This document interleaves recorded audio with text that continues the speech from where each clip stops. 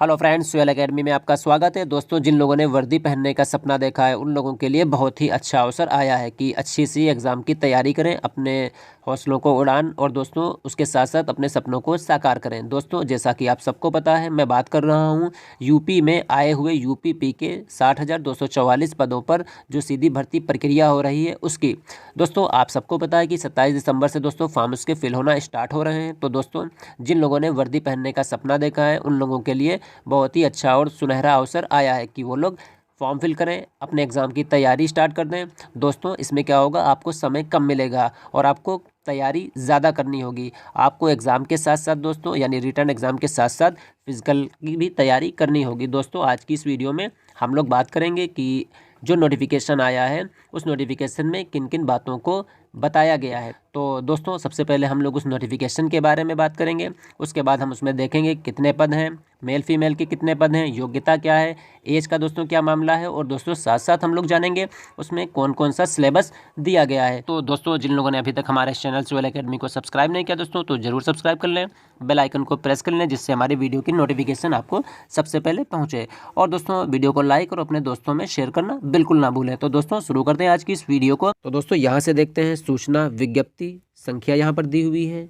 ठीक, उसके बाद दोस्तों इसका डेट दिया हुआ है 23 दिसंबर 2023 को ये इश्यू हुई थी। उसके बाद दोस्तों यहाँ पर इसका वेतन वगैरह दिया हुआ है। फिर उसके बाद सीधा हम लोग यहाँ पर पहुँचते हैं आरक्षित नागरिक पुलिस। यहाँ पर श्रेणी और यहाँ पर दोस्तों पदों की संख्या। अनारक्षित यानी जर्नल के 24,102 पद, EWS के 6,024 पद, अन्य पिछड़ा वर्ग यानी OBC के 16,264 पद, अनुसूचित जाति के दोस्तों 12,650 पद, अनुसूचित जनजाति के 1,204 पद। टोटल दोस्तों 60,244 पद है। ठीक, पुरुष और महिला दोनों अभ्यर्थी दोस्तों इसमें पात्र होंगे। इसमें दोस्तों ये भी बताया गया है कि रिक्तियों की संख्या दोस्तों घटाई परिवर्तित की जा सकती है, घटाई बढ़ाई भी जा सकती है। और दोस्तों ये भी कहा गया है कि बिना कारण बताए इसको निरस्त भी किया जा सकता है। ठीक, उसके बाद दोस्तों यहाँ पर दिया हुआ है आवेदन की समय सारणी। तो ऑनलाइन आवेदन और शुल्क जमा करने की तिथि 27/12/2023 से आवेदन इसके चालू हो जाएंगे। जमा करने की दोस्तों अंतिम तिथि यानी ऑनलाइन आवेदन जमा करने की अंतिम जो तिथि होगी वो होगी 16 जनवरी 2024। शुल्क समायोजन और आवेदन में संशोधन की अंतिम तिथि ये होगी 18/1/2024। यानी किसी भी कारणवश अगर कोई त्रुटि हो जाती है फॉर्म फिल करते समय तो उसमें संशोधन भी किया जा सकता है। उसकी डेट है 18/1/2024। ठीक, आवेदन शुल्क दोस्तों रहेगा 400 रुपया। उसके बाद दोस्तों यहाँ पर अर्हताएँ आती हैं, राष्ट्रीयता वगैरह क्या है उसके बारे में दिया हुआ है। इसको कोई खास इतना नहीं है। शैक्षिक अर्हताओं में दोस्तों हम लोग देख लेते हैं यहाँ पे कि भारत में विधि द्वारा स्थापित बोर्ड द्वारा 10वीं या 12वीं कक्षा उत्तीर्ण या सरकार द्वारा मान्यता प्राप्त या उसके समकक्ष अर्हता होनी आवश्यक है। ठीक है, उसके बाद यहाँ पर टिप्पणी की गई है कि अपैरिंग वाले अभ्यर्थी दोस्तों पात्र इसमें नहीं होंगे, इसका विशेष ध्यान रखिएगा। यहाँ से दोस्तों हम लोग देखते हैं कि यहाँ पर दोस्तों ये दिया हुआ है अधिमानी अर्हताएँ यानी डोएक और NIELT सोसाइटी से कंप्यूटर में O स्तर का प्रमाण पत्र प्राप्त किया हो। ठीक है, प्रेफरेंस दोस्तों इसमें अधिमान प्रादेशिक सेना में न्यूनतम 2 वर्ष की अवधि तक सेवा की हो या फिर राष्ट्रीय कैडेट कोर यानी NCC में B प्रमाण पत्र उन्होंने प्राप्त किया, उनको दोस्तों प्रेफरेंस दिया जाएगा, ध्यान रखिएगा। आयु दोस्तों यहाँ पर दी है। एक इम्पॉर्टेंट चीज़ यह भी है कि भर्ती के लिए आवश्यक है कि पुरुष अभ्यर्थी ने दोस्तों दिनांक 1/7/2023 को, ध्यान रखिएगा, 18 वर्ष की आयु प्राप्त कर ली हो। ठीक, और 22 वर्ष की आयु प्राप्त ना की हो, यानी उसका जो जन्म होगा वो 2 जुलाई 2001 से पूर्व तथा 1 जुलाई 2005 के बाद का नहीं होना चाहिए। ठीक है, महिला अभ्यर्थी ने दिनांक 1/7/2023 को 18 वर्ष की आयु प्राप्त कर ली हो और 25 वर्ष की आयु प्राप्त ना की हो, यानी अभ्यर्थी का जो जन्म होगा वो होगा 2 जुलाई 1998 से पूर्व और 1 जुलाई 2005 के बाद का नहीं होना चाहिए। क्लियर। उसके बाद दोस्तों यहाँ पर दिया है परंतु अन्य पिछड़ा वर्ग, अनुसूचित जातियों, अनुसूचित जनजातियों और ऐसी श्रेणी में अभ्यर्थियों केवल उत्तर प्रदेश के मूल निवासियों के लिए आयु सीमा में छूट दी गई है। ठीक है, उसमें दोस्तों क्या रहेगा, OBC SC और ST के लिए दोस्तों 5 वर्ष बढ़ा दी गई है। ठीक है, यानी यहाँ पर जैसे OBC का कोई पुरुष है, ठीक है, यहाँ पर 22 है तो उसमें 5 साल वो और जोड़ दे। ठीक, कितना हो जाएगा 27, यानी OBC का पुरुष, SC का पुरुष और ST का पुरुष दोस्तों होगा, उसमें 5 साल वो ऐड कर सकता है। ठीक है, तो दोस्तों उसका 22 और 5 हो जाएगा 27 साल। ठीक है, आगे उसमें दिया हुआ है। फिर यहाँ पर करैक्टर वगैरह दी है, टिप्पणी दी है, वैवाहिक स्थिति दोस्तों यहाँ पर दी है, शारीरिक स्वास्थ्यता के बारे में यहाँ पर दिया हुआ है। ठीक है, कि किस तरीके से उसका स्वास्थ्य वगैरह होना चाहिए। लिखित परीक्षा दोस्तों एक बार यहाँ पर नज़र डालते हैं, इंपॉर्टेंट चीज़ है यहाँ पे। ठीक है, लिखित परीक्षा और इसका जो फिजिकल होगा वो दो बहुत ही मोस्ट इसमें होते हैं। ठीक है, तो यहाँ पे दिया हुआ है कि लिखित परीक्षा 300 अंकों की होगी, समय उसका 2 घंटा होगा। लिखित परीक्षा में दोस्तों 4 विषय शामिल किए जाएंगे, सामान्य ज्ञान यानी GK GS, सामान्य हिंदी, संख्यात्मक और मानसिक योग्यता यानी रीजनिंग, मानसिक अभिरुचि, बुद्धि लब्धि और तार्किक क्षमता यहाँ पर दी हुई। ठीक है, यानी ये इसका सिलेबस हो गया। और यहाँ पर दिया हुआ अभ्यर्थियों को लिखित परीक्षा में गलत उत्तर देने के लिए ऋणात्मक अंक प्रदान किए जाएंगे। ध्यान रखिएगा, माइनस मार्किंग। इस लिखित परीक्षा में कुल 150 प्रश्न होंगे, जिनमें प्रत्येक सही उत्तर के लिए 2 अंक निर्धारित हैं। ठीक, आरक्षी भर्ती के नियमावली के अनुसार उक्त भर्ती के अभ्यर्थियों को प्रत्येक गलत उत्तर के लिए ठीक 0.5 ऋणात्मक अंक प्रदान किया जाएगा। ठीक है, यानी अगर आप 4 गलत करेंगे तो आपका 1 राइट वाला आंसर चला जाएगा। ठीक है, तो माइनस मार्किंग का विशेष ध्यान रखिए। फिर उसके बाद ये लिखित परीक्षा दोस्तों OMR सीट पर होगी। ठीक है, फिर उसके बाद दोस्तों यहाँ पर दिया है पाठ्यक्रम, अभी आपको दिखाते हैं आगे पाठ्यक्रम इसका कौन सा है, उसको भी हम लोग देख लेंगे। और दोस्तों यहाँ पर दिया है अभ्यर्थियों की संख्या के अनुसार लिखित परीक्षा एक ही दिनांक को एक पाली में अथवा एक से अधिक पाली में अथवा एक से अधिक दिनांकों को विभिन्न प्रश्न पत्र के साथ विभिन्न पालियों में कराई जा सकती है। कहा जा रहा है कि जो अगर अभ्यर्थियों की संख्या जिस तरीके की होगी, हो सकता है आपका एग्ज़ाम एक दिन में हो जाए या 2 दिन में हो जाए। अगर एक दिन में होगा तो पहली पाली और द्वितीय पाली, उसी तरीके से अलग अलग प्रश्न पत्र भी इसके होंगे, यानी अलग अलग डेट में अलग अलग पालियों में। ठीक है, और अलग अलग प्रश्न पत्रों के माध्यम से कराई जाएगी। ये नहीं रहेगा कि एक ही प्रश्न पत्र आपको दे दिया जाए। ठीक, ध्यान रखिएगा इसका। फिर उसके बाद दोस्तों यहाँ पर आगे देखते हैं कुछ इंपॉर्टेंट चीज़ों को। यहाँ पर OMR वगैरह के बारे में बताया गया है, लिखित परीक्षा किस तरीके से है। फिर यहाँ पे अभिलेखों की समीक्षा और शारीरिक मानक परीक्षण वगैरह यहाँ पर दिया गया है कि यानी जब आप रिटर्न एग्जाम में क्वालिफाई हो जाएंगे किस तरीके से आपको जो है फिजिकल स्टैंडर्ड टेस्ट के लिए आपको बुलाया जाएगा। ठीक, उसके बाद दोस्तों डॉक्यूमेंट्स वेरिफिकेशन होगा। ठीक है, फिर डॉक्यूमेंट्स वेरिफिकेशन के बाद दोस्तों आपका शारीरिक मानक परीक्षण, ठीक है, PST होगा। इसमें दोस्तों ऊंचाई की यहाँ पर बात की जाए। ठीक, पुरुष अभ्यर्थियों के लिए न्यूनतम शारीरिक मानक निम्नलिखित है। नंबर 1 पर आता है ऊंचाई।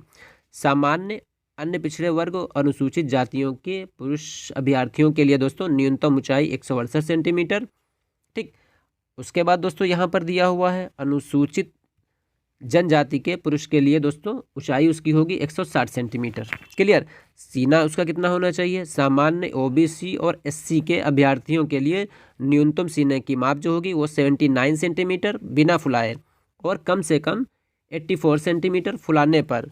और अनुसूचित जनजाति के अभ्यर्थियों के लिए 77 सेंटीमीटर बिना फुलाने पर और कम से कम 82 यानी 82 सेंटीमीटर फुलाने पर होना चाहिए। ठीक, टिप्पणी यहाँ पर की गई, विशेष ध्यान रखिएगा, इसको स्टार बना लेते हैं कि न्यूनतम 5 सेंटीमीटर सीने का फुलाव अनिवार्य है। क्लियर हुआ। यहाँ पर आगे देखते हैं महिला अभ्यर्थियों के लिए न्यूनतम शारीरिक मानक निम्नवत हैं। ऊंचाई उनकी तो जर्नल, OBC और SC जो महिलाएं होंगी, ठीक है, उनकी न्यूनतम ऊंचाई 152 सेंटीमीटर। वहीं पर दोस्तों ST जनजाति की जो महिलाएं होंगी दोस्तों, यानी अनुसूचित जनजाति की जो महिलाएं होंगी, उनकी जो न्यूनतम ऊंचाई होगी वो होगी 147 सेंटीमीटर। ठीक, वजन दोस्तों, वजन 40 किलोग्राम यानी 40 किलो जो है वजन होना ज़रूरी है महिला अभ्यर्थियों का। ठीक है, आगे दोस्तों यहाँ पर देखते हैं कि किस तरीके से परीक्षण वगैरह इनका सब है। शारीरिक दक्षता यहाँ पर उसको देख लेते हैं, ये भी एक बहुत ही इम्पोर्टेंट भूमिका निभाता है। ठीक है, फिजिकल इफिशिएंसी टेस्ट, ठीक है, यानी शारीरिक दक्षता परीक्षण। तो यहाँ पर क्या है, अभिलेखों की समीक्षा यानी डॉक्यूमेंट्स वेरिफिकेशन। शारीरिक मानक परीक्षण में सफल अगर आप होते हैं तो क्या होगा, अभ्यर्थियों से शारीरिक दक्षता परीक्षण में सम्मिलित होने की अपेक्षा की जाएगी जो अहकारी प्रकृति की होगी। ठीक है, कैसी होगी, इस शारीरिक दक्षता के परीक्षण में अहर होने के लिए पुरुष अभ्यर्थी हेतु 4.8 किलोमीटर की दौड़ होगी वो 25 मिनट में, और महिला अभ्यर्थियों हेतु 2.4 किलोमीटर की जो दौड़ होगी वो होगी 14 मिनट में पूरी करनी ज़रूरी है। वे अभ्यर्थी जो विहित समय के भीतर दौड़ पूरी नहीं कर पाते भर्ती प्रक्रिया के पात्र नहीं होंगे और उसी स्तर पर चयन प्रक्रिया से बाहर हो जाएंगे। यानी अगर आप 4.8 किलोमीटर ये लड़कों के लिए है, ठीक है, अगर वो 25 मिनट में नहीं पूरी कर पाते हैं तो उसी समय डिस्क्वालीफाई। ठीक, महिला अभ्यर्थियों के लिए दोस्तों यही कहा गया है कि 2.4 किलोमीटर अगर वो 14 मिनट में अगर वो नहीं पूरी कर पाती हैं तो उसी समय वो डिस्क्वालीफाई हो जाएंगी। ठीक है, तो रिटर्न एग्ज़ाम के बाद दोस्तों जो फिजिकल एग्ज़ाम होगा उस पर आपको विशेष ध्यान देना होगा। ठीक है, यानी रिटर्न के साथ साथ आपको फिजिकल यानी दौड़ की ट्रेनिंग आपको या रनिंग की आपको जो है तैयारी बहुत ही ज़रूरी करनी है। ठीक है, आगे देखते हैं दोस्तों, यहाँ से अंतिम चयन सूची वगैरह दी है। ठीक है, इस तरीके से समझ जाइएगा। वहाँ से आगे यहाँ से दोस्तों आ रहे हैं, ये सब अनुसूचित जाति जनजाति के लिए हैं। ठीक है, उसके बाद छूट वाला दिया है, देखिए यहीं पर फिर वो दिया गया है कि अनुसूचित जाति के लिए 5 वर्ष की छूट, जाति प्रमाण पत्र कंपलसरी, ठीक, किसके माध्यम से बनेगा वो सब यहाँ पर दी है। ठीक है, अनुसूचित जनजाति दी है, ओबीसी यहाँ पर दिया हुआ है, अनुसूचित जनजाति दी है, अन्य ओबीसी के लिए दिए हैं 5 वर्ष यहाँ पर। जाति प्रमाण पत्र यहाँ पर होगा, ठीक, किसके माध्यम से बनेगा उनका दिया हुआ है। ठीक, आर्थिक रूप से ईडब्ल्यूएस के लिए दोस्तों यहाँ पर दिया हुआ है। ठीक है, यहाँ से दोस्तों अगला यहाँ से हम लोग देख रहे हैं कि ये स्वतंत्रता सेनानी फ्रीडम फाइटर के लिए भूतपूर्व सैनिकों के लिए दोस्तों यहाँ पर दिया हुआ है। उसके बाद दोस्तों यहाँ पर विशेष टिप्पणी दी है, इसको छोड़ते हैं यहाँ से हम लोग और स्क्रॉल करते हैं, नीचे आते हैं थोड़ा सा यहाँ से देखते हैं।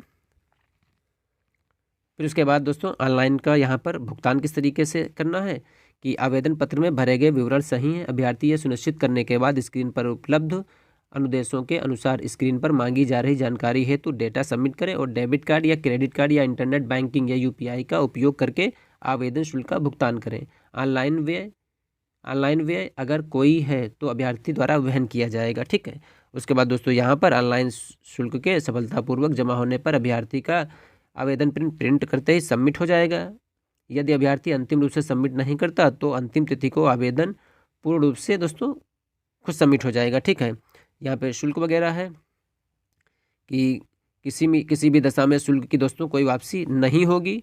ठीक है, और यहाँ पर दोस्तों अभ्यर्थी आवश्यकता होने पर शुल्क जमा करने के उपरांत ठीक आवेदन की अंतिम तिथि के पूर्ण अपना विवरण केवल एक बार संशोधित कर सकता है। देखिए दोस्तों, अभ्यर्थी आवश्यकता होने पर शुल्क जमा करने के उपरांत आवेदन की अंतिम तिथि से पूर्व अपना विवरण केवल एक बार संशोधित कर सकता है, परंतु वो अपने मोबाइल नंबर, ईमेल और आधार नंबर में कोई संशोधन नहीं कर सकता। ध्यान रखिएगा, मोबाइल नंबर, ईमेल और आधार नंबर में कोई संशोधन नहीं कर सकता। आगे देखते हैं यहाँ से, आवेदन की अंतिम तिथि के बाद किसी भी परिवर्तन संशोधन हेतु कोई अनुरोध बोर्ड स्वीकार नहीं किया जाएगा। ठीक है, अतः अभ्यर्थी इस प्रयोजन हेतु बोर्ड से कोई पत्राचार ना करें। ठीक, क्लियर यहाँ पर बता रहा है। उसके बाद दोस्तों ये देखिए, डिजी लॉकर के माध्यम से शैक्षिक और आरक्षण से संबंधित अन्य प्रमाण पत्रों को डिजी लॉकर के माध्यम से अपलोड करना।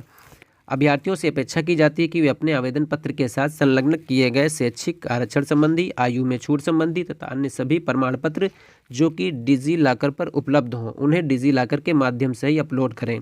जो प्रमाण पत्र डिजी लॉकर पर उपलब्ध ना हो उनकी प्रति स्कैन करके अपलोड कर देना है दोस्तों यहाँ पे। ठीक, फिर उसके बाद दोस्तों फोटोग्राफ और हस्ताक्षर अच्छे से फोटोग्राफ आप दीजिएगा और ठीक फोटो और सिग्नेचर दोस्तों अच्छे से बनाइएगा। ये नहीं कि यहाँ पे चेंज करें वहाँ पे कोई चेंज करें, एक जैसा सिग्नेचर आप बना के चलिएगा। ठीक, उसके बाद दोस्तों यहाँ पर फ़ोटो के बारे में दिया हुआ किस तरीके से आपको फ़ोटो क्लियर करवाना है। ठीक है, तो देख लीजिए यहाँ पे चेहरे की स्पष्ट छवि होनी चाहिए। ठीक, नामांकन के लिए 6 महीने के भीतर फ़ोटो आपके लिए गए हों।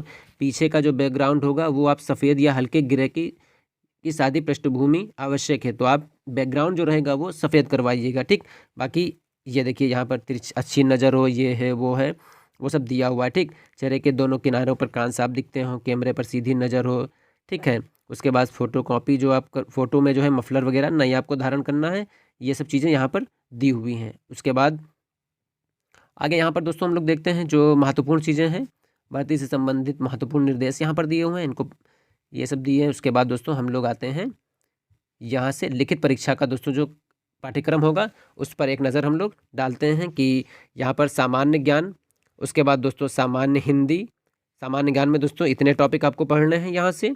उसके बाद दोस्तों सामान्य हिंदी, ये देखिए। उसके बाद दोस्तों संख्यात्मक और मानसिक योग्यता, रीजनिंग दोस्तों यहाँ पे, मैथ और रीजनिंग, और उसके साथ साथ दोस्तों यहाँ पे ये दिए हुए हैं दोस्तों यहाँ से इस तरीके से अनुसूचित जाति और अनुसूचित जनजाति के लिए प्रमाण पत्र वगैरह, इसका प्रारूप दोस्तों यहाँ पर दिया हुआ है। तो दोस्तों ये इस तरीके के प्रारूप वगैरह इसमें दिए हुए हैं, आप लोग इनको अच्छे से देख सकते हैं, ठीक है। तो दोस्तों आज की इस वीडियो में हम लोगों ने अच्छे से जो नोटिफिकेशन आया था उसको हम लोगों ने अच्छे से इसको समझ लिया था। तो उम्मीद करते हैं दोस्तों वीडियो आप लोगों को ज़रूर पसंद आई होगी। दोस्तों अगर कहीं पे कोई भी कन्फ्यूज़न हो रही है तो कमेंट बॉक्स में कमेंट्स करें। और दोस्तों जिन लोगों ने अभी तक हमारे चैनल सुहेल एकेडमी को सब्सक्राइब नहीं किया दोस्तों, तो ज़रूर सब्सक्राइब कर लें, बेल आइकन को प्रेस कर लें, जिससे हमारी वीडियो की नोटिफिकेशन आपको सबसे पहले पहुँच जाए। वीडियो को दोस्तों लाइक और अपने दोस्तों में शेयर करना बिल्कुल ना भूलें।